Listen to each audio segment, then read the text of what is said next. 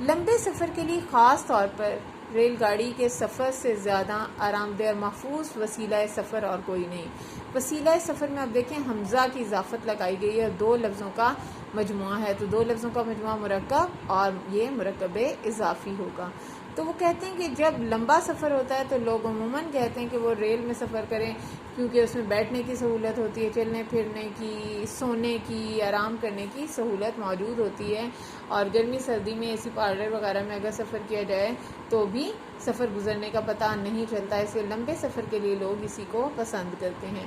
یہ درست ہے، یعنی صحیح ہے کہ اب کراچی سے لاہور تک کے طویل سفر کے لیے بسیں بھی چلنا شروع ہو گئی ہیں۔ طویل یعنی لمبے سفر کے لیے وہ خاصی آرام دہ بھی ہیں، لیکن جیسا آرام ایک اچھی ریل گاڑی میں مسافر کو مل سکتا ہے وہ بس میں ممکن نہیں۔ ریل گاڑی کی مسافر بردار کوچ میں سفر کرتے ہوئے اپنی نشست پر بیٹھے بیٹھے اگر کوئی تنگ آ جائے تو وہ آسانی سے نشستوں یعنی سیٹوں کے درمیان میں کھڑا ہو سکتا ہے۔ ادھر ادھر پھر کر بیٹھے رہنے کے سبب یعنی وجہ سے اکڑ جانے والی ٹانگوں کو سکون پہنچتا ہے۔ وہ کہتے ہیں کہ اب جتنی بھی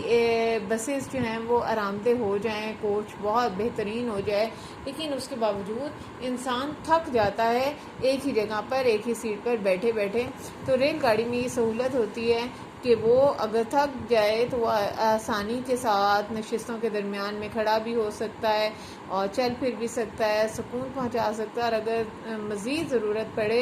تو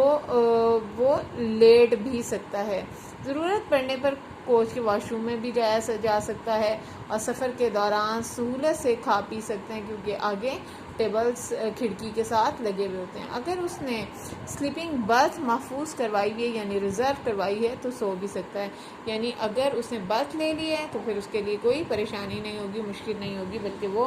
آسانی کے ساتھ سو سکتا ہے اور اپنا سفر مکمل کر سکتا ہے۔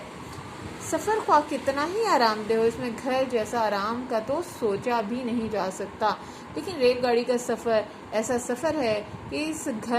اس میں گھر سے ملتا جلتا آرام سفر کے دوران بھی مل جاتا ہے۔ بچوں کے ساتھ اگر سفر کرنا ہو تو ریل گاڑی سے زیادہ بہترین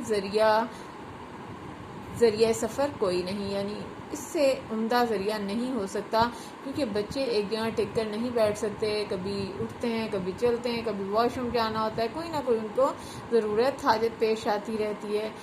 ریل کے ڈبے اتنے تو یہاں پر ریل کے سفر سے زیادہ بہتر اور کوئی ذریعہ سفر نہیں ہوگا، کیونکہ اس میں وہ بآسانی چل پھر سکتے ہیں، کبھی بس پہ چڑھ جاتے ہیں، کبھی کھیلتے رہتے ہیں، کبھی راہداری میں گھوم لیتے ہیں، تو اس لیے ماں باپ بھی آسانی سے سفر کر لیتے ہیں۔ ریل کے ڈبے اتنے کشادہ یعنی وسیع اور کھلے ہوتے ہیں کہ نشستوں کے درمیان خالی جگہ بس کی نسبت زیادہ ہوتی ہے۔ اس کے علاوہ نشستوں کے ساتھ ایک لمبی راہداری ہوتی ہے، لمبی راہداری یعنی راستہ جس میں بچے آسانی سے چل پھر سکتے ہیں اور وہ بآسانی ادھر سے ادھر گھوم لیتے ہیں، اور ان کی جو بیٹھ کر وہ تنگ آ جاتے ہیں اور ایک جیسی صورتحال بچے زیادہ دیر برداشت نہیں کر سکتے، تو اس لیے وہ بآسانی ادھر سے ادھر گھوم پھر سکتے ہیں اور ماں باپ کو بھی زیادہ تنگ نہیں کرتے۔